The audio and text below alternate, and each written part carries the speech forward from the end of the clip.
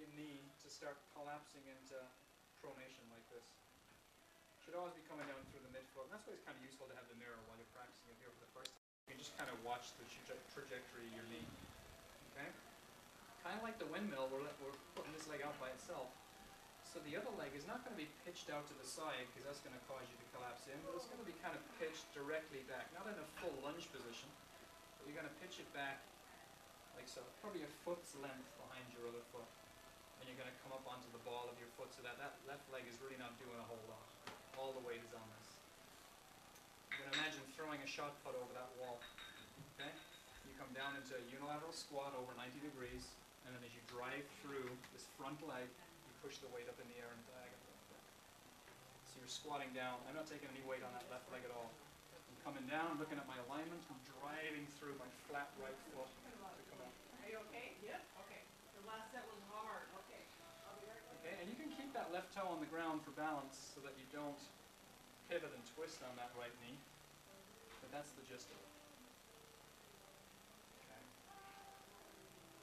And the weight is fairly irrelevant, other than for your core and for your shoulder. And nice little core contraction by pulling your navel in towards your spine. Good. And the start position is a kind of that's it, resting on your shoulder and then drive up. That's it. Let's try a set of 10 to 15 or when you fatigue, whichever comes first. Good. If it hurts your wrist, we'll just...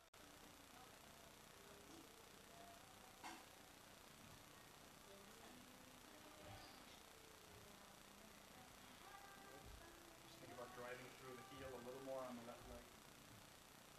That's it. Hold on.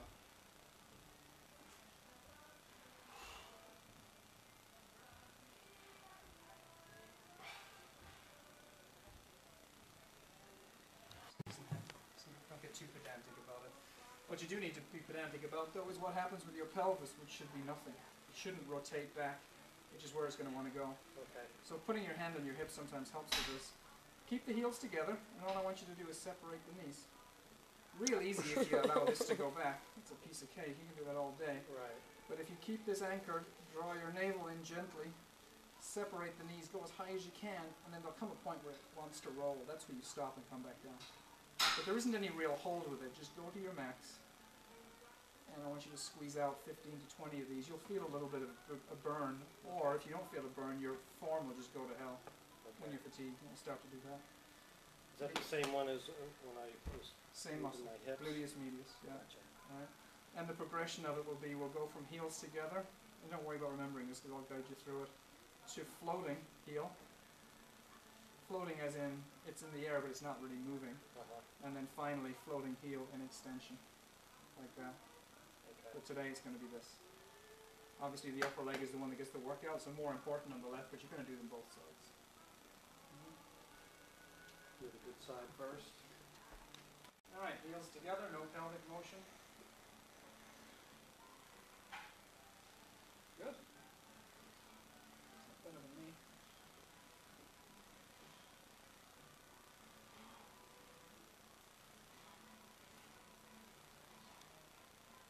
It's going to be a walking lunge with a twist.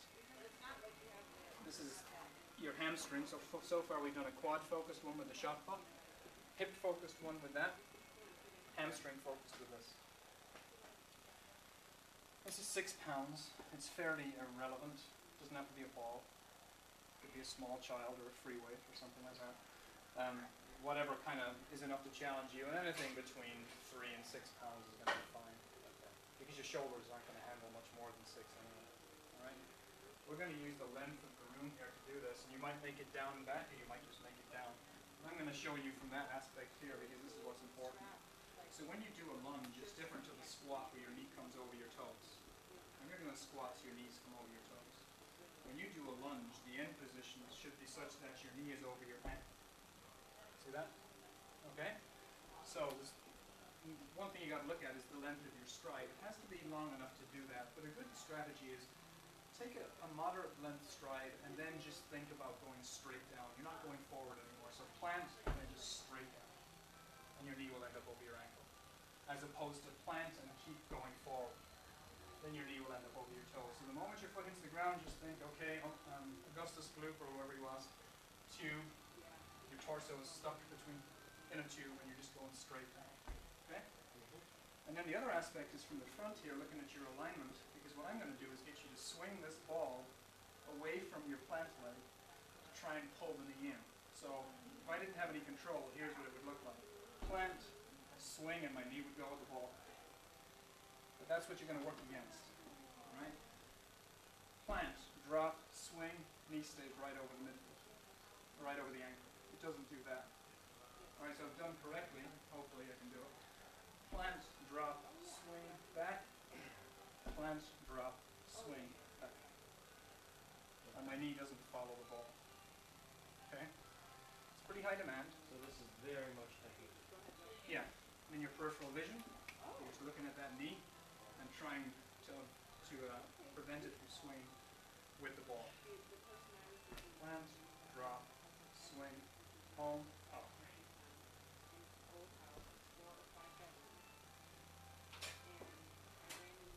Good.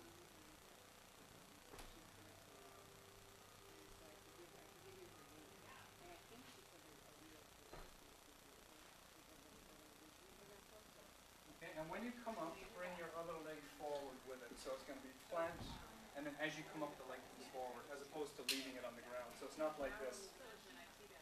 You don't split it. Step, that's it, swing, and then step forward. That's it. Perfect. And don't swing it until you're in the lunge. So down, maintain your alignment, then swing. That's it. Perfect. Okay. Okay? So what this is that we want your foot to start in this motion, dorsiflexion, and then to come up. So you can do it on a raised surface, or you can do it with a plyo ball against the wall. Kind of put this on your stomach, get yourself into that angle. See that at my angles? Oh, okay. And then do calf raises that way, or do unilateral calf raises that way. Let's try it with both legs first. Good. And then just go until your calf muscles say no mas.